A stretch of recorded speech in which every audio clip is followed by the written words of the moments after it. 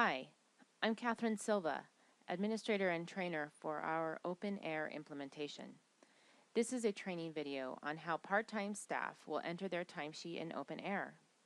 You will see my email address at the end of this presentation if you have any further questions, but keep in mind that your questions may be answered by simply viewing one of the subsequent training videos in this series. Creating a new timesheet is a three-step process in OpenAir. First, you go to the big green plus sign known as the Global Create button, and when you click on that, you will get some menu options. You select the Timesheet New option from the menu, and then it will ask you for a starting date, which will be Sunday's date, and save the timesheet. So I'll go ahead and demonstrate that now. Here we're in a user account. Click on the Global Create. Scroll down until I can see Timesheets New, or I could also type it in. I am going to create a new timesheet for a week and save it. Once you have created that weekly shell of your timesheet, you will then have 4 fields to be populated for each day's time. Moving from left to right, it starts with time type. Time type is an important field because it impacts billing for things like travel caps and dual rates. So just as with our former time entry system, you are expected to know what the hourly travel caps are and to enter your time to travel or non-billable travel time types accordingly. OpenAir is all about live, real-time, and even future-looking tracking of projects. Screens and reports are being set up that will give you a window into your individual contribution to your project's portfolio and compare that to how you were scheduled. In the interests of keeping all this information current, you will need to create a new timesheet each week and enter and save your time each day to be submitted no later than Sunday of each week.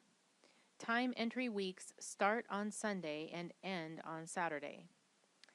And with OpenAir, there will be a change in how we run our billing periods.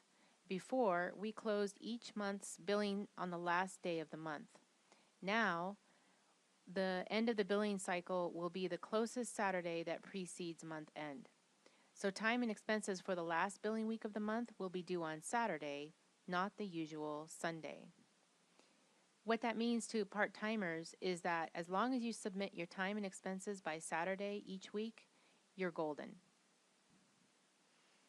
What all of this means is that we now have a weekly time and attendance policy for timesheets and expense reports. This translates into the fact that a timesheet and an expense report need to be submitted each week, even if there was no time to report or expenses for that week. So you will need to submit a timesheet that has a 0 value or an expense report with a line item in it for 0. The recommended codes for a 0 value timesheet is time type internal, project SIG internal, and the T&E or time and expense reporting task. Then you would just go to one of the days in that week and enter a 0 and submit it. Recommended codes for the 0 value expense reports are project of SIG professional development, use expense item other, and enter 0.00 in the amount field or in the price field, and then save and submit. And your expense report will be counted towards your weekly attendance. Some changes have been made to the policy for how part-time staff reports their travel hours. All travel time should be reported up to 3 hours beyond the maximum stipulated in the client contract. To see what the contracted hours were for travel to the client, run the travel policies for assigned projects report from your homepage. If you exceeded the client's travel policy by more than 3 hours, please email AJ for special handling of your timesheet with regards to calculating your hours for payroll. Keep in mind that you can reclaim excess travel hours by doing client work while waiting in the airport or on your flight. Actual time worked while traveling should not be posted to the travel time type on your timesheet. It should be posted to the on-site time type instead, assuming you are working on the client you are traveling to. If you are working on another client, then you would use the remote time type. For dual rate contracts, using the correct time type of being on-site or remote is important. And then for internal time tracking, we have two time types as well. We have internal for things like professional development and conferences, and then we have a leave time type for paid time off and vacation. The next field over is the client and project field. This is only going to show those projects that you are assigned to. If you are already familiar with our client acronyms, I will be showing you in a future training video how you can customize your personal preferences so that all you see is the familiar project code that starts with the client acronym. And it can save you some real estate on your screen, especially those of you who are on smaller laptops. The third field over is tasks. The tasks will show up on the drop-down only those tasks to which you were assigned.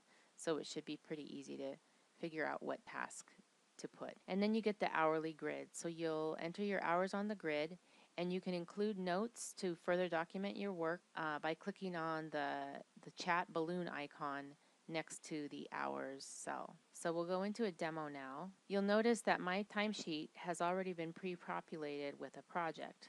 And this is because if we go over to the schedule for that same time period, you will see that I have been booked on that project for the week.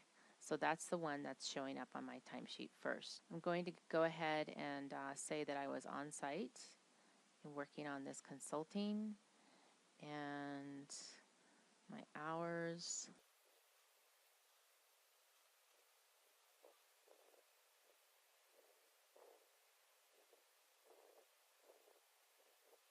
And I was working on my expense report and save.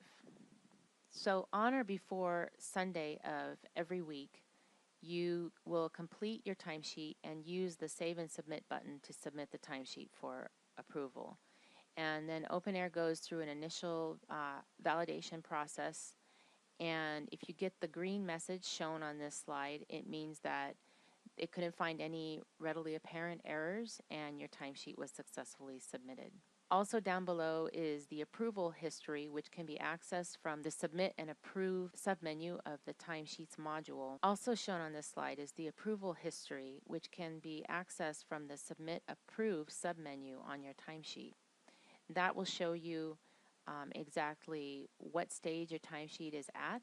If it was rejected, it will have the rejection notes there, and it will show you who to contact if your timesheet seems to be hung up in the process. So we'll demonstrate now how to submit a timesheet. So we'll go here and we will save and submit.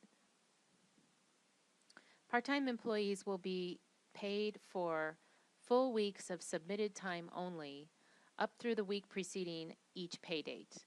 So pay dates are on the 15th of the month and the 30th of the month, and typically part-time pay periods will be 2 or 3 weeks in length. You see here a calendar showing in alternating colors the pay periods covered by our payrolls for the remainder of 2014 up through July of 2015. So as an example, on September 30th, the pay period for part-time people will cover the weeks of September 7th and September 14th, so of a 2-week duration.